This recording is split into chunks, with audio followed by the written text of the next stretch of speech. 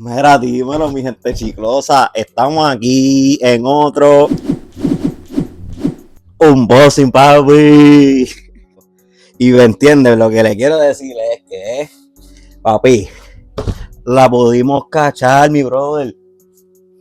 Fue algo bien random. Creo que fue JD Sport.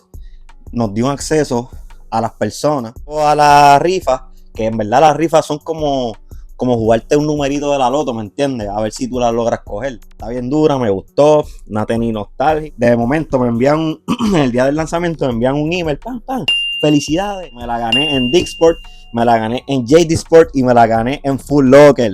Sabía que el resell de esa tenis iba a estar alto, todo el mundo pues la está buscando, está hablando de ella.